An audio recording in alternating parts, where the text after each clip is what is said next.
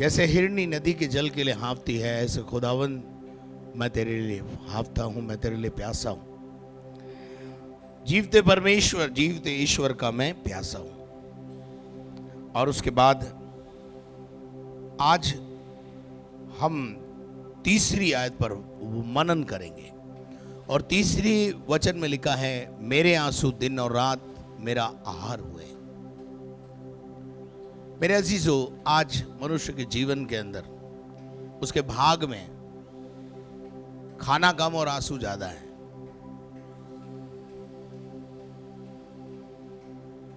खाना कम और आंसू ज्यादा है, ये सच्चाई है। कोई अकेले में रोता है,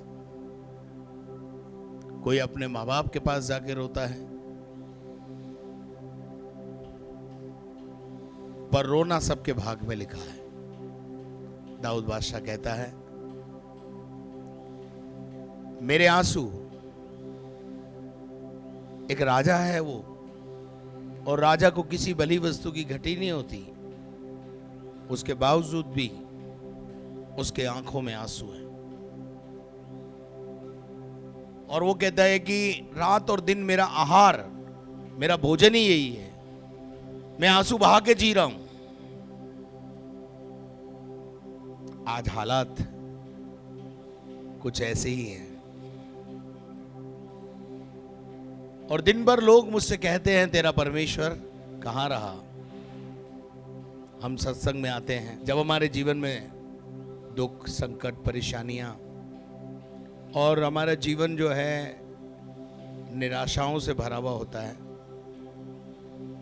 और जैसा एक सत्संगी को होना चाहिए, फ्लॉरिश होना चाहिए, वो नहीं हो पाता।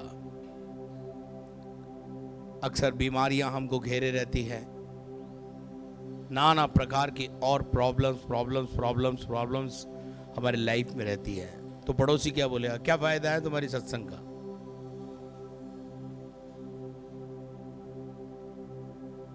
तुम तो बोलते हो हमारा ईश्वर जीवित है,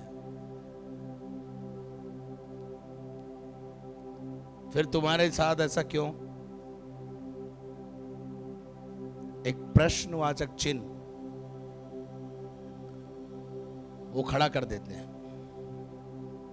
भाई, हम तो कहते हैं कि हमारे परमेश्वर, हमारे देवी देवता ऐसे हैं, लेकिन तुम तो दावा भरते हो ना कि हमारा परमेश्वर जीवित है। फिर अगर तुम्हारा परमेश्वर जीवित है तो फिर ये परेशानियां क्यों हैं, वो क्यों तुम्हारा साथ नहीं देता। उनको नहीं मालूम है कि आप खुदा के साथ 10% चल रहे हो या 20% चल रहे हो। उनकी दृष्टि में तो क्या है, चर्च जाने वाले यीशु के अनुयायी हैं। यीशु खुशी देता है, आनंद देता है, शांति देता है। पर प्रश्न है कि लोग बोलते हैं, फिर कहां है। लोग आप पर उंगली उठाते हैं, लोग फप्तियां कसते हैं, रिमार्क पास करते हैं, कमेंट्स करते हैं। क्यों जैवन जीवन नहीं मिला। ऐसे कई प्रश्न आपके पड़ोसी, आपके रिश्तेदार खड़े करते हैं। कल के प्रचार में मैंने बहुत सारी बातें बोली थी, बहुत से लोगों को बुरा लगा, अच्छा नहीं लगा, मुझे आके बोला भी। कोई बात नहीं, खट्टे मीठे अनुभव तो चलते फिरते रहेंगे। जब कड़क बात बोलते हैं, सुधार की बात बोलते हैं, तो बच्चे नाराजी होते हैं। बच्चों को बोलो यहां मत खड़ा हो तो नाराज नहीं होगा। बच्चे को बोलो बेटा छत पे पतंग मत उड़ा, खुश होएगा। हाँ, माँ पापा मम्मी ने मना कर दिया, अच्छा है, वो तो नाराज होगा। लेकिन माँ बाप को पता है कि पतंग उड़ाने के लिए क्यों मना कर रहे हैं, क्योंकि माँ बाप इस बात से चिंतित है कि कहीं ऐसा ना छत के ऊपर से बच्चा गिर के मृत्यु को प्राप्त हो जाए। प्रश्न यहां पर यह है कि लोग हमारे विषय में कहते हैं, कहां है तुम्हारा परमेश्वर, तुम तो कहते हो हमारा परमेश्वर, हमको जीवित परमेश्वर मिल गया। फिर कहाँ है तुम्हारा जीवित परमेश्वर? फिर क्यों तुम्हारे घर में खुशहाली नहीं, घर के अंदर तुम्हारे जो है शांति नहीं है, तनाव क्यों है? जैसा मैं बोल रहा था अभी थोड़ी देर पहले, उनको नहीं पता है कि हमारा परमेश्वर के साथ जो संबंध है वो ऊपरी संबंध है, गहरा संबंध नहीं है। हमारा परमेश्वर के साथ एक जो संबंध है वो हल्लो सल्लो का संबंध है, गहराई का संबंध, बंद कोठरी का संबंध अभी तक स्थापित नहीं हुआ है। जिनका बंद कोठरी का संबंध और गहराई का रिश्ता कायम हो जाता है वो अलग दिखने लगते हैं, वो जीवन जीने लगते हैं और लोग उसको बोलते हैं वाकई तुम्हारा परमेश्वर महान है। तेरा परमेश्वर कहां है? ऐसे कमेंट्स करने का मौका कौन दे रहा है?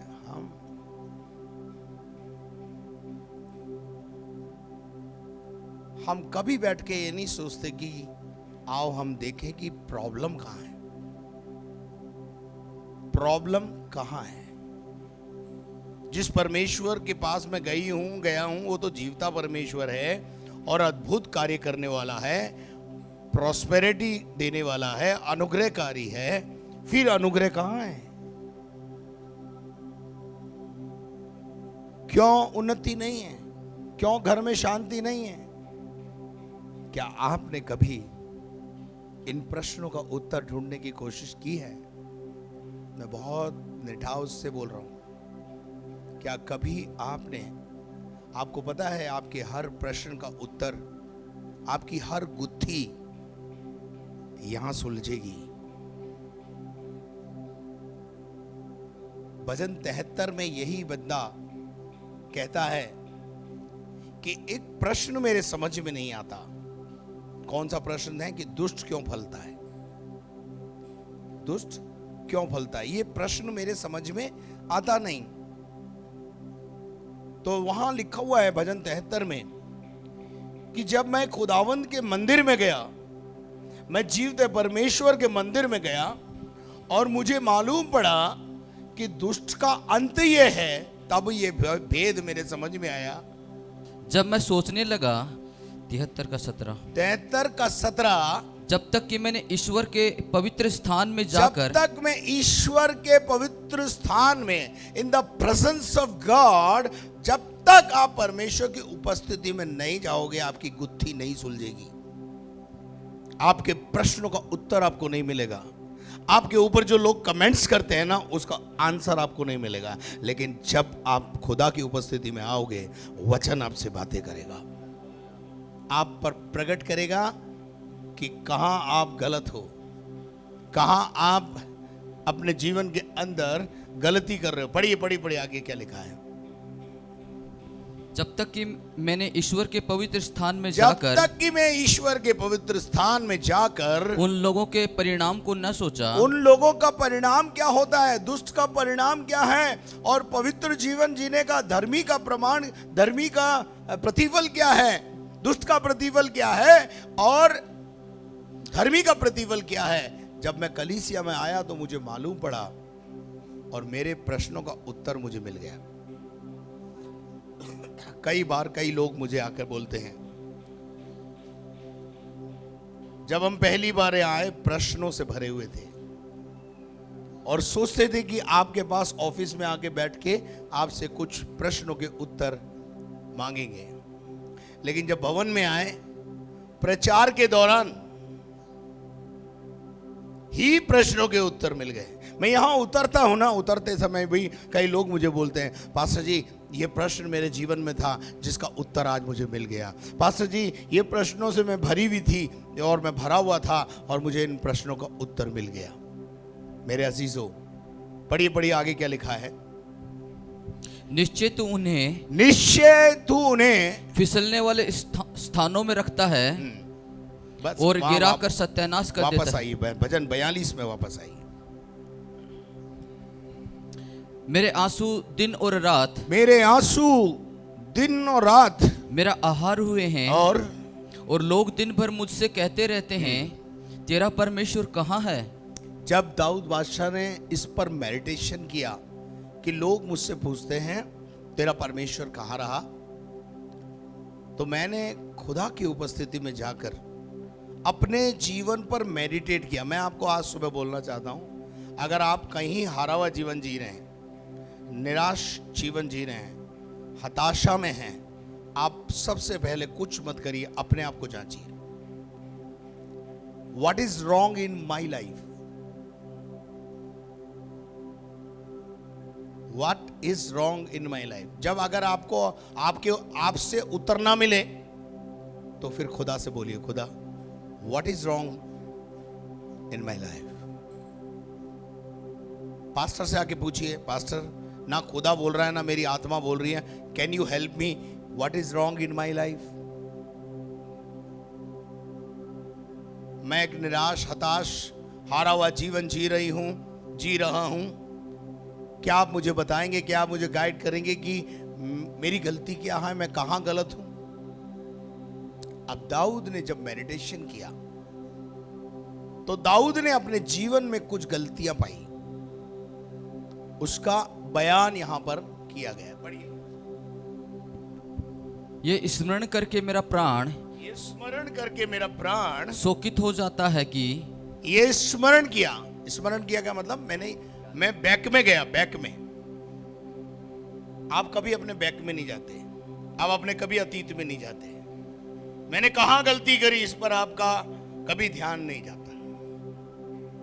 मैं कहां गलत हो गया, मेरे पग कहां फिसल गए, मैं कहां से गिर गया, मैं कहां से डग गया। बैक में जाओ, बैक में, थोड़ा बैक में जाओ। साल 2 साल पीछे से अपनी जिंदगी को मनन करना शुरू करो, आपको उत्तर मिलना शुरू होगा। वो कहता है जब मैंने स्मरण किया, मैंने याद किया, तो मुझे याद आया कि मैं कैसी भीड़ के संग जाया करता था, मैं कैसी भीड़ के संग जाया करता वरन था, उत्साह से भरी हुई, जय जयकार और धन्यवाद के साथ उत्सव करने वाली भीड़ के बीच में परमेश्वर के भवन को कैसे जाता था? धीरे धीरे जाया करता था।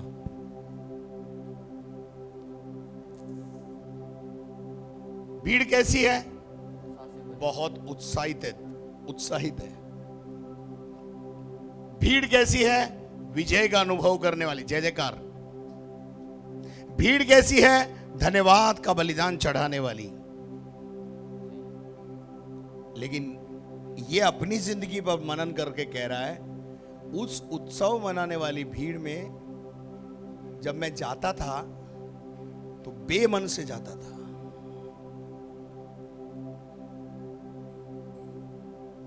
चलो जी, पत्नी कह रही है इसलिए सत्संग में चला जाओ, माँ बाप कह रहे हैं इसलिए चर्च चले जाओ, भवन में चले जाओ। अगर हम, परिवार क्या सोचता मालूम है, अगर हम भवन में नहीं जाएंगे भाई पादरी साहब का फोन आ जाएगा। चलो इसलिए जाओ। आपका यहां आने का मकसद क्या है और आपका तरीका क्या है? क्या ये गाना सचमुच आपकी जिंदगी में साकार है कि मैं खुश हुआ जब लोगों ने मुझसे कहा आओ हम खुदा के भवन को चले, आओ हम उसकी आराधना करने चले? आप खुश हुए या बोर हो गए, या बोले अरे यार फिर आ गया क्या संडे, या माथा पकड़ लिया आपने? इसको जब इसने मेडिटेशन किया, इसने याद किया कि मैं करमेल चर्च में जाता था, मेरी बेटी वहां से ठीक हुई, मेरा बेटा वहां से ठीक हुआ, पर अब मैंने जाना बंद कर दिया। वो भीड़ कैसी है? बहुत एक्साइटेड है, जीवित कलीसिया है, बहुत अच्छी आराधना होती है, बहुत अच्छा प्रचार होता है, पर मेरा आने का तरीका कैसा है? 8 बजे का चर्च है, मैं 9:30 आ रहा हूं। ये क्या बता रहा है? हाँ ठीक है,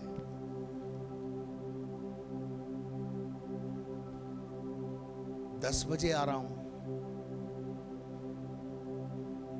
इस कान से सुन रहा हूं, इस कान से निकाल रहा हूं। कभी कभी दाऊद बादशाह जैसे व्यक्तियों का जीवन में भी ये प्रॉब्लम है। हमारी लाइफ में नहीं हो सकती, ऐसा नहीं है भैया, ये उधर भी है। कुछ लोग बेमन से आते हैं, कुछ लोग लालच के वशीभूत चंगाई छुटकारा पाने आते, बस चंगाई छुटकारा पाया, अब क्यों जाना है। कल एक भाई मेरे पास आए, बोले मैं 5 साल पहले आया था। मैं कहा काय को आए थे? बोले मेरी बेटी बहुत बीमार थी और डॉक्टर ने उसको ऑपरेशन के लिए कहा था और हम ऑपरेशन कराना नहीं चाहते थे। किसी ने बोला मदार चर्च में चले जाओ, वहाँ इसके लिए प्रार्थना होगी। और बोले मैं अपनी बेटी को लेकर आया, बस 2-3 हफ्ते आया, मेरी बेटी बिल्कुल ठीक हो गई। डॉक्टर को दिखाया तो बोला, डॉक्टर ने बोला ऑपरेशन की जरूरत नहीं है, आज तक बिल्कुल ठीक है। तो मैंने फिर आप 6 साल बाद आए हो, और 6 साल बाद भी क्या काय को आए? किसी किडनी पेशेंट को लेके आए। मानो ऐसा महसूस होता है जैसे ये अस्पताल है। अस्पताल कब जाता है आदमी? अस्पताल में आपका कोई नोन मिलता है तो तुरंत आप पूछते क्या हो गया, आप कैसे? इसका मतलब यह है अस्पताल में अगर आप आए हो तो समथिंग इज रॉन्ग। मैंने बोला भाई साहब 5 साल 6 साल पहले आप आए थे, मैं तो आपको भूल गया। अब आपको अपना परिचय देना पड़ रहा है, आपको अपनी गवाही बतानी पड़ रही है, फिर आप दूसरे से मेरी मुलाकात करा रहे हो। ये कितनी शेमफुल बात है। कितना अच्छा होता कि आप अपनी उस बच्ची को लेकर धन्यवाद का बलिदान बराबर चढ़ाते रहते। This is not hospital. कई लोग इसको अस्पताल समझ कर आते हैं, कई लोग इसको छुटकारे का केंद्र समझ के आते हैं, कोई नशे से आजाद होने के लिए आता है, और काम हुआ, गरज मिटे काम खत्म, फिर काय को आना है।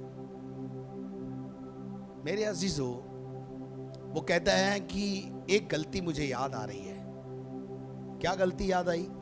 मैं चर्च तो जाता था, प्रभु की उपस्थिति में तो जाता था, लेकिन मेरा मन वहां नहीं लगता था।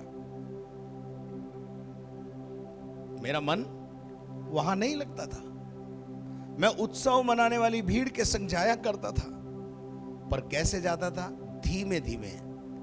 जो उत्साह से भरा होगा वो धीमे धीमे आएगा या भागता हुआ आएगा? बोलिए।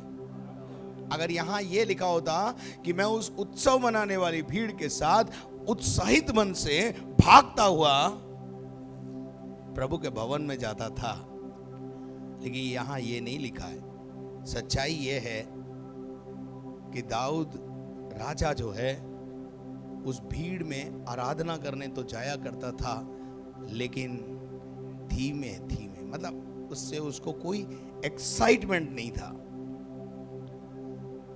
आज आपके हालात क्या हैं? आपको समझ में आया? मेरे आंख, मेरे आंसू, मेरा आहार क्यों हो रहे हैं? मैं भीड़ के संग जाता तो हूं, परंतु बेमन से। कोई उत्साह मेरी लाइफ में नहीं है। भीड़ तो उत्साहित है, जो यहां भीड़ आ रही है वो तो उत्साहित है, जो लोग यहां आ रहे हैं वो तो धन्यवाद से भरे हुए हैं, लेकिन ना मेरा मन उत्साहित है, ना मेरा मन धन्यवाद से भरा हुआ है। क्या कभी आप अपनी गलतियों पर विचार करते हो? जब कोई विपत्ति मेरे जीवन पर आती है, मैं और मेरी पत्नी, हम लोग बैठकर, मेरे परिवार के साथ बैठकर मैं मेडिटेशन करता हूं। अपन ने कोई गलती तो नहीं की? कहीं प्रभु आपसे नाराज तो नहीं है? लोग नाराज हो जाए उसकी हम परवाह बिल्कुल नहीं करते, पर प्रभु कहीं नाराज तो नहीं है?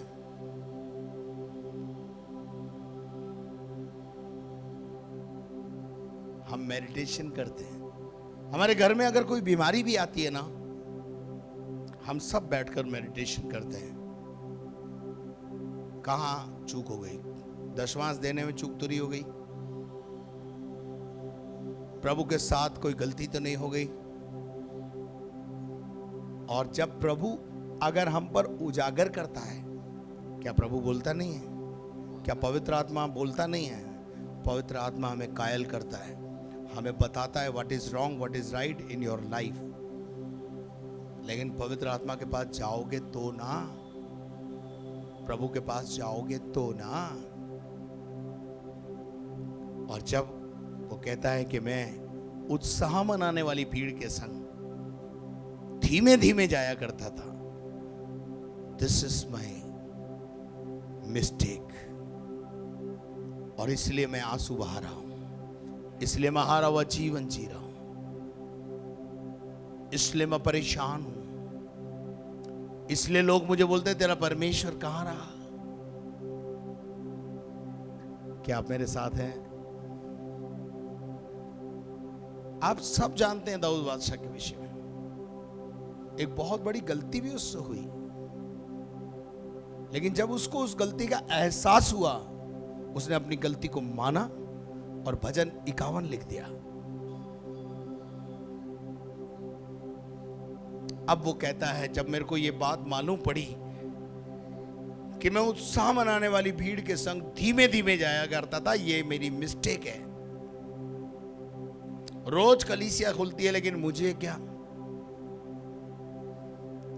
हमें क्या, रब की होवे सना हमें क्या। आज बहुत सारे लोग अपनी आत्मा के प्रति बिल्कुल निश्चिंत हैं, इसलिए लोग उनको ना तो परमेश्वर के साथ संबंध ठीक है, ना संसार के साथ। संसार के लोग सोचते हैं ये सत्संगी है, और खुदा समझता है ये संसारिक है। बड़ी विडंबना हो गई ना। बहुत बढ़िया एक कहावत है, धोबी का कुत्ता ना घर का रहा ना घाट का रहा। नाम प्रभु के, प्रभु जो सोच रहा है ये संसार का है, और संसार वाले सोच रहे हैं ये प्रभु का है। हम तो कहीं के नहीं रहे। प्रभु में डूबना है तो पूरा डूब जाओ, ताकि जयवंत जीवन जियो। प्रभु में डूबने वालों को हार का जीवन नहीं, जयवंत जीवन मिलता है। उसके बाद हे मेरे प्राण, कोई ये नहीं कह पाएगा तेरा परमेश्वर कहां रहा। लोग क्या बोलेंगे मालूम है? हमने प्रत्यक्ष देखा है तेरी उन्नति, तेरी खुशी, तेरे चेहरे का नूर हमने देखा है, तेरी सफलता को हमने देखा है, और जान लिया है कि तू जीवित परमेश्वर का है। परमेश्वर तेरे साथ रहता है।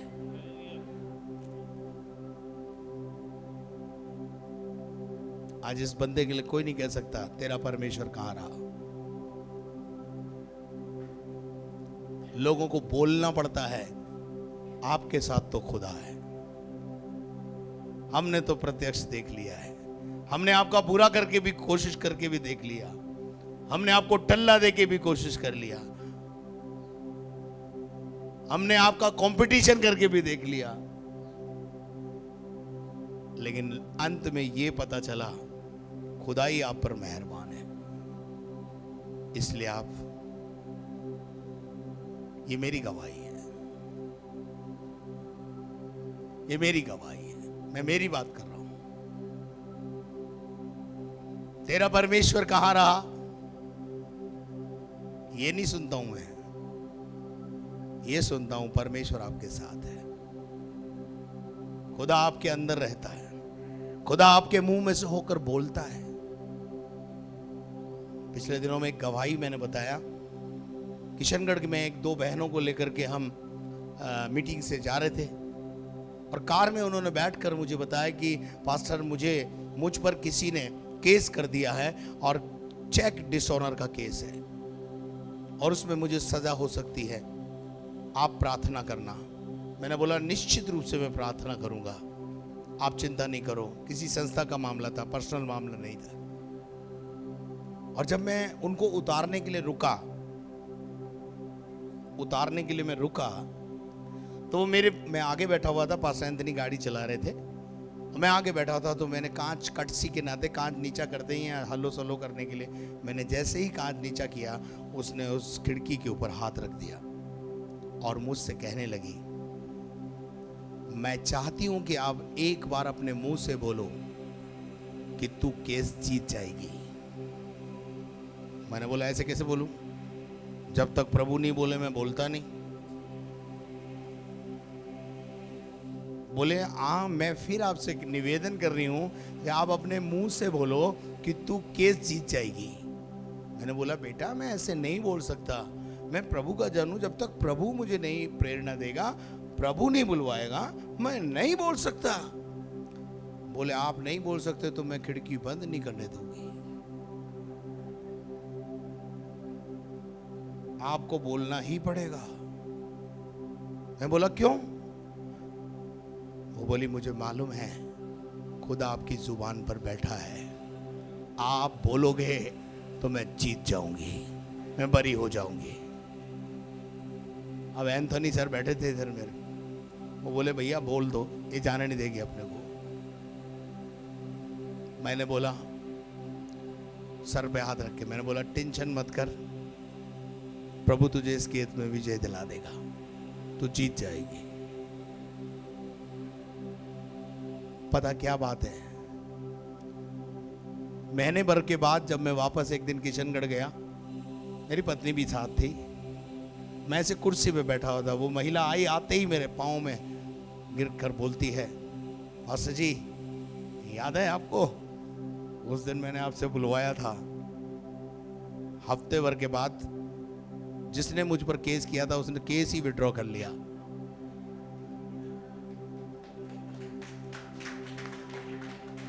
मैंने बोला हाँ तूने जबरदस्ती बुलवाया था। बोले मुझे मालूम है आपकी बात खुदा गिरने नहीं देता है, आपकी जुबान पर खुदा बैठा है। और आपसे लोग पूछते तेरा परमेश्वर कहाँ है कि नहीं? रिवर्स मामला है। आपसे क्या पूछते हैं, कहाँ है तेरा परमेश्वर?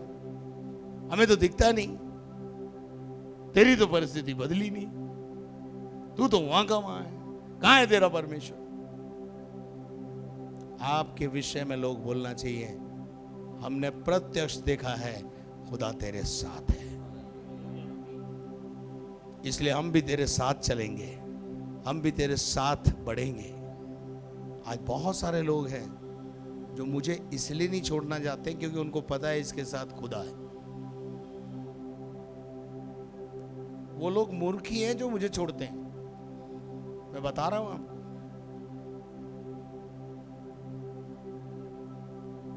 मुझे छोड़ करके उन्नति नहीं है, मेरे साथ चलने में उन्नति है।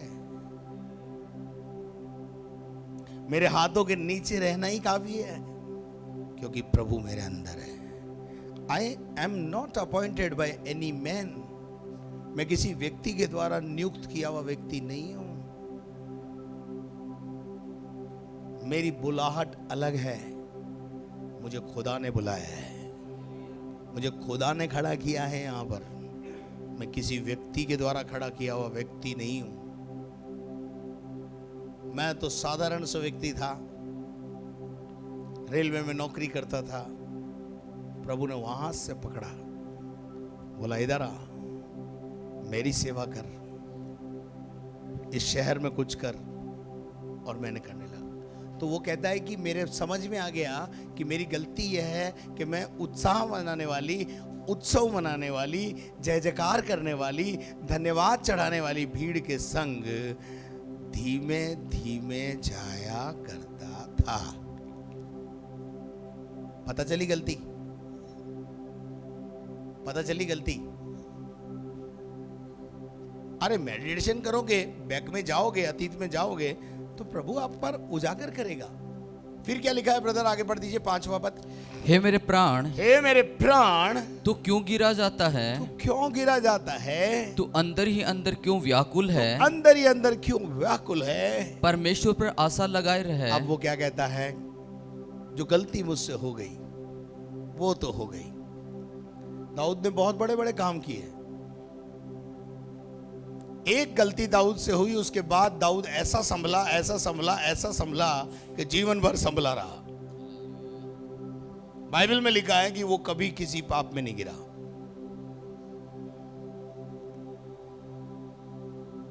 ऐसा ही हमारा जीवन होना चाहिए। हम गिरे तो उठे, और फिर उठे तो फिर उठते चले जाएं। क्या लिखा है? हे मेरे मन, अंदर ही अंदर क्यों व्याकुल है? परमेश्वर पर क्या कर? आशा लगाए रहे, क्योंकि मैं उसके उद्धार दर्शन से उद्धार पाकर फिर उसका क्या करूंगा? धन्यवाद करूंगा। मेरे अजीजों, हम परमेश्वर के वचन को, उसकी गहराई, लंबाई, चौड़ाई को समझे। भजन संहिता 56 का 8 पढ़े।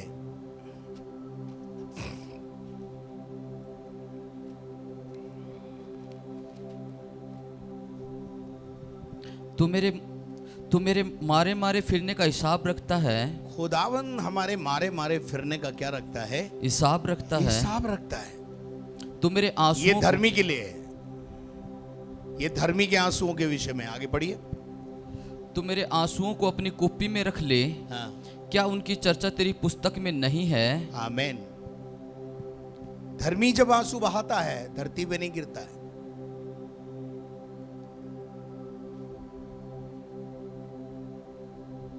पापी जब पश्चाताप के आंसू बहाता है, वो धरती पे नहीं गिरता है।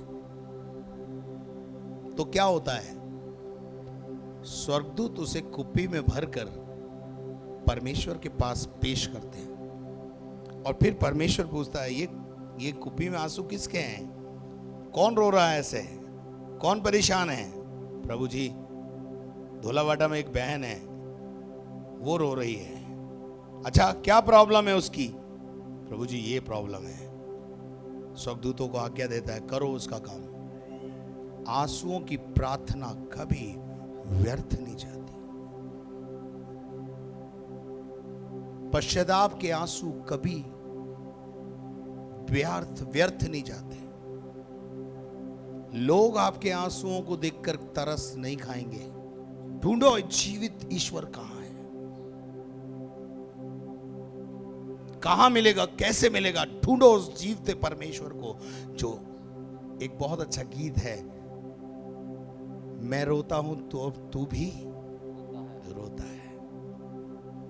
जब हम दुखी हैं तो हमारा परमेश्वर भी हमारे साथ दुखी है। वो हमारे दुख में हमारे साथ होता है। इसलिए मैं आपसे कहता हूं, जीवते परमेश्वर के प्यासे बनो, जीवित परमेश्वर को ढूंढो, और जीवित है तो वो मिलेगा भी। आज हम अपने अतीत में जाएं। लोग क्यों बोलते हैं हमारे को कि तुम्हारा परमेश्वर कहां रहा? लोग बोलने क्या चाहिए? ये परमेश्वर के बच्चे हैं, ये विजयी जीवन जी रहे हैं। जब से ये प्रभु में गए, इनके वल्ले वल्ले हो गए, ये बोलने चाहिए लोग। और जब तक ये ना बोले लोग, मेरे प्रभु का और मेरा काम खत्म नहीं होता। और एक दिन ऐसा आएगा, एक दिन ऐसा आएगा, बोलेंगे लोग, ये वो परिवार है जो बिल्कुल शून्य पे था, खुदा ने उठाकर शिरोमणि बना दिया है। क्या आप विश्वास करते हैं?